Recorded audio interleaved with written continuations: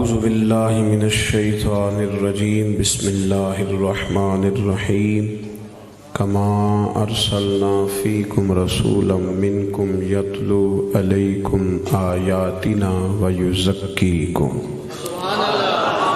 صدق اللہ العظیم وصدق رسولہ النبی الکریم ونحن علی ذلک لمن الشاہدین والشاکرین والحمد للہ رب العالمین ان اللہ وملائکتہ یصلون علی النبی یا ایہا الذین آمنوا صلوا علیہ وسلموا تسلیما اللہم صل علی سیدنا ومولانا محمد معدن الجود والکرم وعلى آلہ وصحبہ وبارک وسلم الصلاة والسلام علیک یا سیدی یا رسول اللہ وعلى آلک واصحابک یا سیدی یا حبیب اللہ الصلاة والسلام علیک یا سیدی یا رحمتا للعالم وعلى آلک واصحابک یا سیدی یا خاتم النبیین۔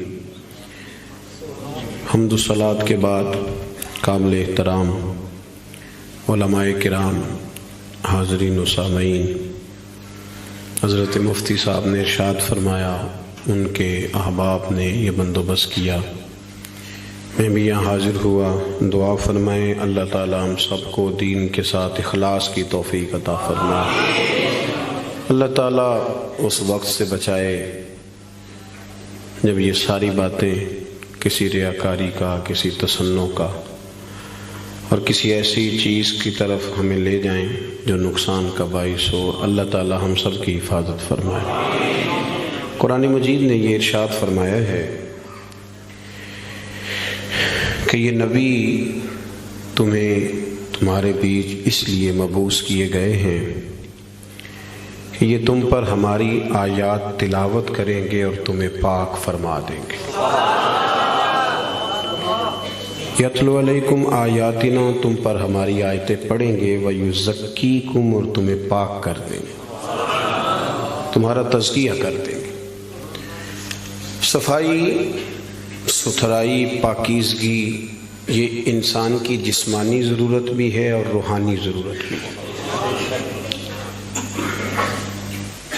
انسان جب اجلا ہوا ہوتا ہے، دھلا ہوا ہوتا ہے، اس نے غسل کیا ہوتا ہے تو دوسروں کی نظر میں نہیں، وہ اپنی نظر میں بھی اپنے آپ کو ٹھنڈا ٹھنڈا محسوس کرتا ہے،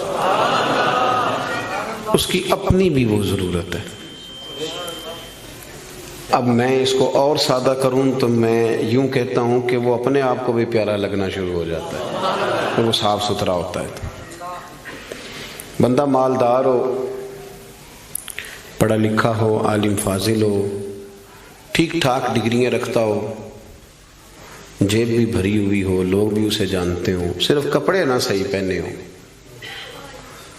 صرف کپڑے نہیں ٹھیک پہنے، میلے کچیلے ہیں، تو اس سے کہا جائے نا کہ صاحب چلو ذرا، تو کہتا ہے نہیں یار میرے کپڑے ٹھیک نہیں۔ تو آپ اسے کہیں کہ یار مطلب تو پڑھا لکھا بھی ہے، نہ تیری دولت کہیں گئی، نہ تیری ڈگری خراب ہوئی، کپڑے ٹھیک نہیں نا، تو کیا عرض ہے؟ لیکن وہ جانے کو تیار ہے، کہتا پہلے غسل کروں گا، کپڑے بدلوں گا، دھلے ہوئے پہنوں گا، صفائی والے پہنوں گا، پھر چلوں گا۔ ٹھیک کہہ رہا ہوں میں؟ اور اگر اسے کہا جائے کہ دو چار مہمان تجھ سے ملنے کے لیے آ رہے ہیں، وہ بندہ دولت بھی رکھتا ہے، ڈگری بھی رکھتا ہے، فہم و فراست والا بھی، صرف کپڑے نہیں صحیح، کپڑے آج میلے ہیں، دو چار دن ہو گئے کپڑے تبدیل نہیں کر پایا، یا کوئی کام کر رہا تھا تو کچھ مٹی زیادہ لگ گئی ہے، تو آپ جتنی مرضی جتن کریں وہ کسی کو ملنے کے لیے تیار کیوں؟ وہ اس لیے کہ وہ سمجھتا ہے جب تک صفائی نہ ہو بندہ اپنے آپ کو خود آسانی میں محسوس نہیں کرتا۔ میری بات کی سمجھ آ رہی ہے آپ حضرات کو؟ جس کا بٹن ٹوٹ جاتا ہے نا محفل میں، اس کی ساری توجہ محفل پہ نہیں ہوتی، اپنے بٹن پہ ہی ہوتی، حالانکہ کوئی بھی نہیں دیکھ رہا، کسی کو پتہ بھی نہیں، لیکن وہ بار بار غور کرتا ہے کہ یار ایک بٹن میرا کام ہے، کسی کی نظر پڑے گی تو کوئی کیا سوچے گا، اور گھر جا کے بھی وہ پریشان ہوتا ہے کہ تم نے یہ کیا میرے ساتھ سلوک کیا، آج مجھے وہ والی ویسٹ کوٹ دے دی جس کے 3 بٹن ہی کوئی نہیں تھے۔ میری بات کو سمجھیے گا یہ، اور آپ جتنے مرضی بڑے ہیں، آپ اپنے آپ کو بڑا محسوس نہیں کرتے. کپڑے ان دھلے پڑے تھے، دھونے والے تھے، حضور گھر تشریف لے آئے. اللہ کے رسول صلی اللہ علیہ وسلم نے فرمایا عائشہ انہیں دھو ڈالو. کپڑے جب دھل جاتے ہیں تو اللہ کی تسبیح کرنے لگ جاتے ہیں. یہ جب دھل جاتے ہیں تو اللہ کی تسبیح کرتے ہیں. صفائی ایک بڑا ضروری کام ہے، اور نبی پاک صلی اللہ علیہ وسلم نے اس کو پسند کیا ہے. ایک شخص حضور کے قریب سے گزرا تو اس نے بکھرے ہوئے اس کے بال تھے اور بڑے اس کے پراگندہ حالت تھی. کچھ لوگ آرٹیفیشل درویش بھی بن جاتے ہیں، میک اپ کر کے بھی درویش بن جاتے ہیں. یعنی بلا سارا کچھ گھر میں پڑا ہے لیکن کہتے نہیں میں درویش ہو گیا ہوں. تو اس کو بھی شریعت پسند نہیں کرتی. تو صحیح ستہ کے اندر یہ روایت موجود ہے کہ نبی کریم صلی اللہ تعالیٰ علیہ وسلم کے پاس سے وہ شخص گزرا تو حضور نے بلا لیا اور بلا کر کے فرمایا یہ کیا حال بنایا ہوا ہے، تیرے کپڑے کس طرح کے، کنگھی کیوں نہیں کی؟ تو اس نے اس کی حضور بس وہ سرکار فرمانے لگے تیرے اوپر تو اللہ کا بڑا فضل نہیں، بڑی خیر نہیں، رب نے بڑا مال عطا کی؟ حضور بالکل ہے. تو محبوب فرمانے لگے جا پھر جا کے اچھے کپڑے پہن، رب جب فضل کرتا ہے تو اس کا اثر دیکھنا پسند فرماتا ہے. پھر یہ جان بوجھ کے اس طرح کا رویہ تو نہ اپنا کہ کسی کو پتہ نہ چل جائے میرے پاس پیسے ہیں، ایسے نہ کر. تو صفائی ستھرائی، آپ ظاہری طور پر اگر آپ صاف ستھرے نہیں ہوتے تو آپ کسی محفل کے قابل نہیں رہتے. آپ چار دوستوں کی محفل میں بیٹھنا اپنے لیے بوجھ محسوس کرتے ہیں، تکلیف ہوتی ہے کہ یار میرے کپڑے ٹھیک نہیں. صحیح بتائیے گا، اگر انسان کے کپڑے صاف ستھرے نہ ہوں اسے سکون نہیں آتا، تو اگر اس کے دل پہ میل کچیل ہو. بہت سارے لوگ کہتے ہیں مجھے سکون نہیں، لیکن ہم ڈرتے ہیں نا، ہم ان کو بتا نہیں سکتے، ڈرتے ہیں. بے سکونی کی کچھ وجوہات ہوتی ہیں، کچھ سبب ہوتا ہے.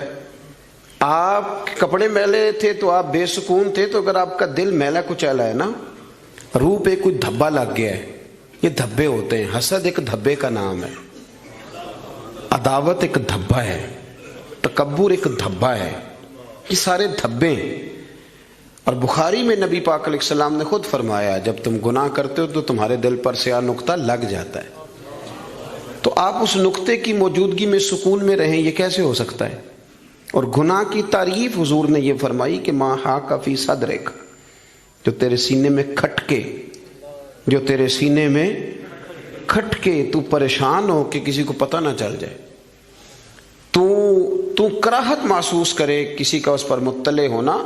تو ہمارے باطن کے اندر بڑی مصیبتیں، ہم حسد کرتے ہیں، بہت سارے لوگوں سے کرتے ہیں، ماننے کو تیار نہیں ہوتے، کرتے ہیں. بلکہ امام غزالی رحمۃ اللہ علیہ تو فرماتے ہیں کہ حسد تو پایا ہی مالداروں اور صاحب علم لوگوں میں جاتا ہے. وہ کہتے ہیں غریب آدمی، ان پڑھ بندہ تو اس دوڑ میں شامل ہی نہیں ہوتا. اصل مسئلہ اس بات کا نہیں ہوتا کہ میرے پاس نعمت نہیں، اصل رٹا یہ ہوتا ہے کہ میرے پاس تو ہے پر اس کے پاس نہیں ہونی چاہیے تھی، ادھر کیسے چلی گئی. اعلیٰ حضرت بریلوی رحمۃ اللہ علیہ نے بہت ساری کتابوں کا نچوڑ ایک جملہ ملفوظات شریف میں لکھا ہے. اعلیٰ حضرت فرماتے ہیں حسد کرنے والا اس بندے پر اعتراض نہیں کر رہا ہوتا، حسد کرنے والا بنیادی طور پر اللہ کی تقسیم پر اعتراض کرتا ہے، اللہ کی تقسیم پر.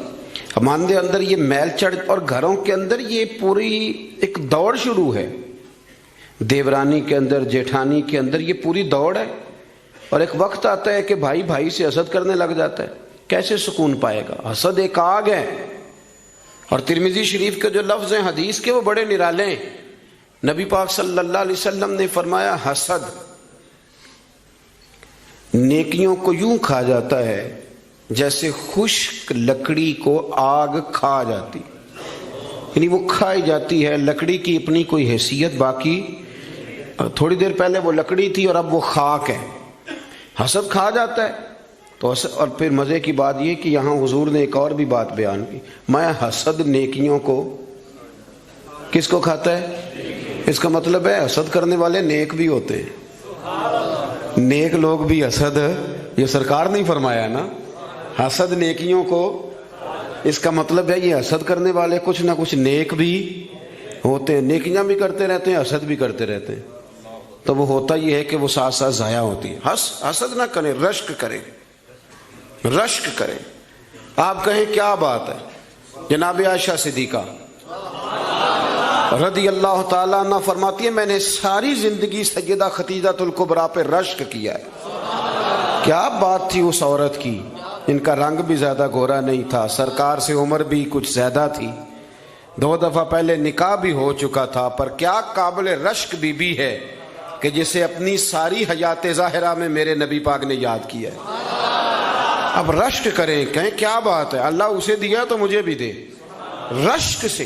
کنز العمال میں حدیث ہے، حضرت عائشہ صدیقہ رضی اللہ تعالیٰ عنہ فرماتی ہیں دوپہر کے وقت نبی پاک صلی اللہ علیہ وسلم کے صحابہ حضور سے ملنے نہیں آتے تھے. دوپہر کے کھانے کے بعد سرکار آرام کرتے تھے، کیلولہ فرمایا کرتے تھے. ایک بوڑھی آ گئی ملنے. اس وقت صحابہ نہیں آتے تھے، بوڑھی آ گئی اور دروازے پہ آ کے جب اس نے اپنی آواز نکالی نہ، پوچھا کون ہے، تو اس کی آواز، کچھ آوازیں بندہ بڑا ان کا شناسا ہوتا ہے نا، وہ بڑی ذرا ٹھہر جا مؤذن میرا دل دھڑک رہا ہے، اور کہیں کعبہ گر نہ جائے تیری شوخ اور مست اذان سے. کچھ آوازیں بندے کے کان میں پڑتی ہیں تو مزہ آتا ہے نا. تو وہ خاتون باہر جب بولی تو سرکار دو عالم علیہ السلام آرام فرماتے فٹافٹ اٹھ گئے. حضور نے دروازہ کھولا، بوڑھی کو بٹھایا، کھانا کھلایا، دیر تک وہ باتیں کرتی رہی، سرکار جواب دیتے رہے. اور جناب عائشہ صدیقہ کہتے ہیں لوگ پہلے بھی بڑے آتے تھے پر آج ذرا انداز نرالا تھا. حضور نے بڑی محبت کی، جانے لگی تو حضور نے تحفے بھی بڑے ہی دیے. میرے کریم نے بڑا ہی پیار کیا، بڑا نوازا. میرے دل میں خیال آیا کہ یہ خاتون جاتی ہے، حضور بھی جائیں گے، رات کو واپس لوٹیں گے تو میں پوچھوں گی یہ کون تھی، لیکن وہ چلی گئی، حضور تو لیٹ گئے اور گہری سوچ میں چلے گئے. جناب عائشہ کہتے ہیں میں قربان جاؤں، میں قریب گئی، قدموں میں بیٹھ کے عرض کی حضور دنیا تو پہلے بھی بڑی آتی ہے، یہ بی بی کون تھی؟ تو میں نے بات کی تو حضور رو پڑے، اٹھ کے بیٹھے. سرکار فرمانے لگے عائشہ یہ بی بی میری پہلی زوجہ سیدہ خدیجہ الکبریٰ کی سہیلی تھی، ان کی سہیلی تھی. یہ عائشہ خدیجہ کے دور میں آتی تھی، خدیجہ کھانا کھلاتی تھی، وقت دیتی تھی، پیار کرتی تھی. فرمایا آج میں نے اس روایت کو زندہ کیا، حسن العہد من الایمان، تعلق اچھے طریقے سے نبھا دینا یہ بھی ایمان کا حصہ ہے. حضرت عائشہ اس کو بیان کر رہی. آپ دیکھیں صحابہ ایک دوسرے کی شان بیان کرتے. حضرت عائشہ صدیقہ سے پوچھا گیا، بخاری مسلم دیکھیے، توجہ ہے میری بات پر. حضرت عائشہ صدیقہ سے کسی نے پوچھا نبی پاک صلی اللہ علیہ وسلم کو سب سے زیادہ پیارا کون؟ جناب عائشہ صدیقہ سے پوچھا سب سے زیادہ پیارا کون؟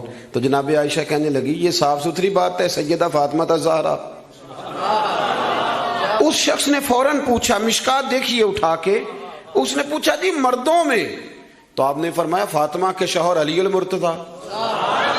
فوراً ایک دوسرے کی شانیں بیان ہو رہی ہیں، ایک دوسرے کی عظمتوں کا تذکرہ ہو رہا ہے. مولا علی شیر خدا کرم اللہ تعالیٰ وجہ الکریم فرمایا کرتے تھے میں تمہیں بتاؤں سب سے بہادر کون ہے؟ حضور بتائیے. فرمایا ابو بکر صدیق. فرماتے وہ بدر کی رات جب حضور کے چھپر شریف کا پہرا دینا تھا، چھپر کا پہرا دینا تھا حضور کے چھپر شریف کا، تو بڑا مشکل کام تھا کون وہاں کھڑا ہو. تو فرماتے ہیں لوگ ابھی سوچ رہے تھے کہ وہاں کون جائے گا، سوچ رہے تھے کہ کون جائے گا، لیکن ابو بکر تلوار لے کے کھڑے ہو گئے. کہنے لگے کوئی اور کیوں جائے گا، میں حضور کے اس چھپر شریف کی پہرے داری کروں. تو ایک دوسرے کی تعریفیں کر رہے ہیں، ایک دوسرے کی فضیلتیں بیان کر رہے ہیں. یہ رشک کرتے تھے. حسد ہمارے ہاں نا کار تعریف ہی رہے ہوتے ہیں، پر وہ ہلکا سا نچوڑیں تو اندر سے حسد نکلنا شروع ہو جاتا ہے. لمبا بھی نہیں نچوڑنا پڑتا، بس ہلکا سا. کہتے ہیں باقی تو ساری باتیں ٹھیک تھیں، لیکن آپ نے دیکھا ہے آنے جانے میں نخرہ کتنا تھا. بس وہ نکل آیا، وہ نچوڑ لیا، وہ گیا کام سے، سارا کچھ ختم ہو گیا. وہ ایک بات نے طے، حسد نہیں کرے، آپ کو تکلیف دے گا، آپ اذیت میں آئے. پھر ایک اور بیماری ہے جس کا نام تکبر ہے.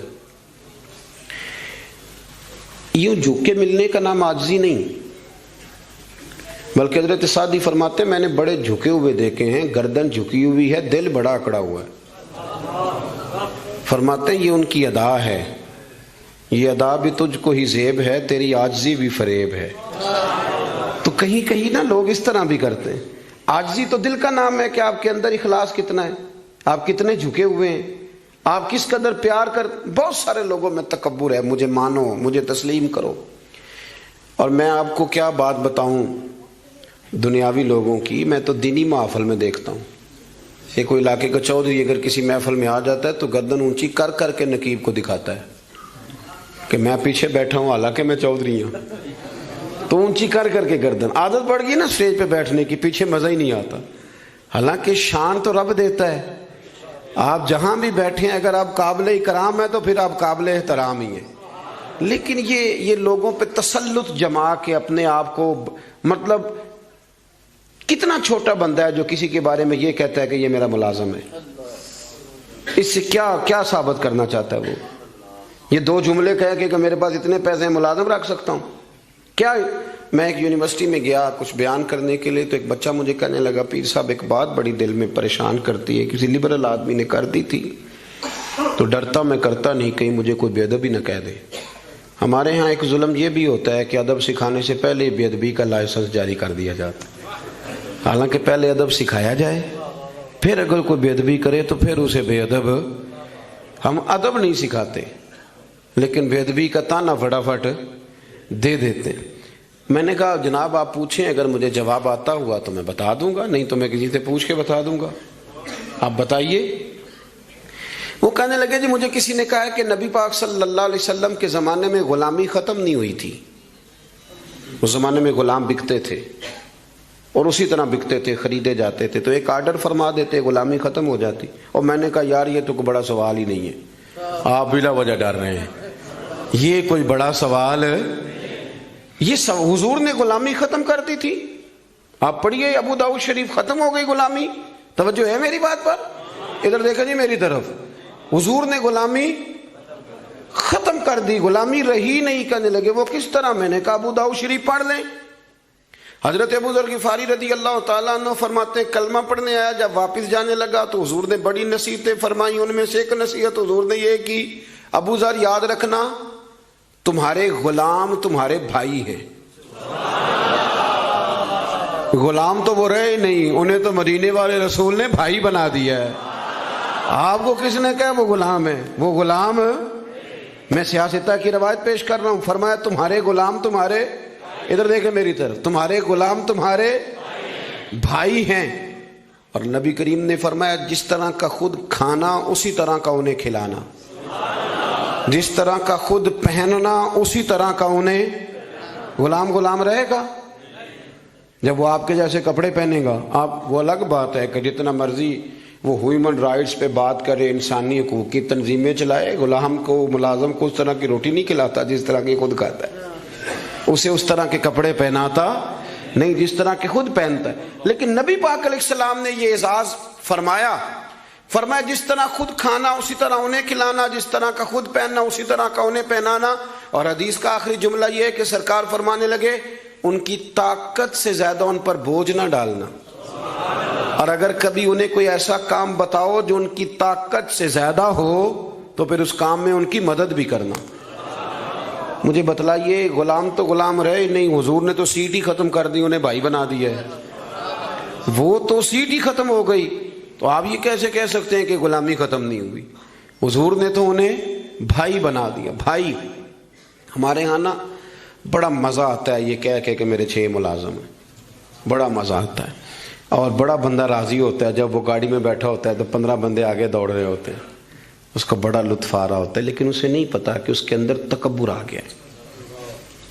अब उसके अंदर एक चीज़ पैदा हो गई जो उसे ख़राब करेगी। वो फिर कुर्सियाँ ढूंढता फिरेगा, उसे कहीं मज़ा नहीं आएगा। वो नूरानी महफिल के अंदर भी, रूहानी महफिल के अंदर भी वो तलाश करेगा कि कोई मुझे जान ले, कोई मुझे पहचान ले। वो हर जगह प्रोटोकॉल का आदी हो, उसे बीमारी लग जाएगी, किसी जगह करार नहीं पाएगा। वो कहेगा पता नहीं मुझे सुकून क्यों नहीं आ रहा। भाई सुकून तो आता है छुप जाने में, सुकून तो जाता है किसी कोने में जाके अल्लाह अल्लाह करने में। किसी कोने में बाबा बुल्ले शाह साहब, बाबा साहब रहमतुल्लाह अलैह फरमाते हैं मैंने इतिकाफ कभी कसूर में नहीं किया। उस गांव में जाता था जहां मुझे जाने कोई ना, चलो 10 दिन तो मैं अलग हो के अल्लाह अल्लाह कर लूं। کہتے میں وہاں جا کے اعتکاف کرتا تھا، یہاں تو سارے ہاتھ چومنے والے تھے، اکثر کہا کرتے تھے اٹھ بلیا چلو تھے وسیے جتھے وس دینی سارے انے، اٹھ بلیا چلو تھے وسیے جتھے وس دینی سارے انے، نہ کوئی ساڈی ذات پچھانے نہ کوئی سانو منے۔ کبھی ایسی جگہ بھی تو جانا چاہیے نا۔ اور بڑے ناو سے میری طرح کے بندے بھی کہہ رہے ہوتے ہیں وہ تو کونے تو آ کے میرا نام پوچھو پہنچ جاؤ گے، وہ کبھی اپنے آپ سے پوچھ تو صحیح کہ یہ تو کہاں مبتلا ہو گیا، یہ شہرت، یہ شور شرابے، یہ آنا جانا۔ مزہ تو تب ہے کہ صبح قیامت آپ کو پردوں میں ڈال کے کہہ دیا جائے کہ جا تیری پردہ پوشی کی، تیرے عیب نہیں کھولے جائیں گے، بغیر حساب جنت میں چلا جا۔ یہاں یہ شور کرنا، اپنا آپ دکھانا، اپنا آپ بتانا، یہ تو علامت تکبر ہے۔ تھوڑا سا نیچے رہیں۔ یہ ہوتا ہے کئی دفعہ کہ انسان کچھ اللہ تعالیٰ اسے وقار دے دیتا ہے تو اس کا قد اونچا ہو جائے، اس کی سیٹ اونچی ہو جائے، لیکن دل اس کا سکون میں رہے۔ امام غزالی روایت لائے ہیں، حضرت حذیفہ بن یمان رضی اللہ تعالیٰ عنہ فرماتے ہیں میں اپنے قریب محبوب علیہ السلام کے ساتھ نہ سفر کر رہا تھا، گرمی کا موسم تھا، سفر کرتے کرتے ہم ایک باغ کے قریب سے گزرے تو سامنے کنواں نظر آیا۔ حضور فرمانے لگے حذیفہ یار گرمی بڑی ہے، غسل نہ کر لیں؟ میں نے کہا حضور بڑی بات ہے، کر لیں۔ کہتے ہیں سرکار کنویں کے قریب گئے تو کپڑوں سمیت غسل کرنے لگے، پھر بھی مجھے فرمایا کہ ذرا چادر نہیں تان لیتے؟ میں ذرا پسند نہیں کرتا کہ یہ گرمیوں میں ہمارے بچے جس طرح کا لباس پہنتے، یہ تہذیب کے مطابق نہیں، تہذیب کسی اور چیز کا نام ہے۔ آپ ذرا کھلا لباس پہنیں اور آپ ذرا کچھ چیزوں کو چھپائیں، آپ مہذب لگیں گے، آپ مناسب لگیں گے۔ کالی بنیان پہن کے تو گلی میں نکل جانا، گلی میں کیا گھر میں بھی بیٹیاں ہوتی ہیں، بہنیں ہوتی ہیں، کیوں اس طرح کا لباس پہنتے ہیں جو غیر مناسب محسوس ہو؟ حضرت حذیفہ بن یمان رضی اللہ تعالیٰ عنہ فرماتے ہیں حضور کپڑوں سمیت غسل فرما رہے تھے، پھر بھی مجھے فرمایا چادر تان لو۔ توجہ ہے میری بات پر؟ یہ نوجوان ذرا زیادہ غور کریں کیا عرض کر رہا ہوں۔ کہتے میں چادر تان کے کھڑا ہو گیا، حضور غسل کرنے لگے تو پانی ٹھنڈا تھا، گرمی بھی بڑی تھی، حضور کو نہ ذرا لطف آیا تو فرمانے لگے تھوڑا اور نہ نہا لوں؟ میں نے کہا حضور نہائیں۔ کہتے ہیں سرکار کو اور لطف آیا، فرمانے لگے ذرا اور نہ نہاؤں؟ میں بڑا مطمئن تھا، بڑا راضی تھا کہ مجھے نوکری کا موقع مل رہا ہے۔ کہتے ہیں ایک دو دفعہ سرکار نے فرمایا، پھر حضور بس کرنے لگے تو میں نے کہا حضور تھوڑا اور غسل فرمائیں، گرمی بڑی ہے۔ کہتے سرکار اور غسل کرنے لگے، خاصی دیر حضور نہائے، غسل فرمایا، فارغ ہو گئے نا جب، میرا کلیجہ بڑا ٹھنڈا تھا کہ میں نے نوکری کر لی۔ جب فارغ ہو گئے تو حضور مجھے فرمانے لگے چل اب تو غسل کر۔ اگر روٹی بچ جائے تو بندے ڈرائیور کو بھیج دیتے، اگر کبھی بچ جائے۔ چلیں آپ نے کون سا مجھ سے ناراض ہونے، آپ تو اپنے ہیں۔ اگر کوئی دے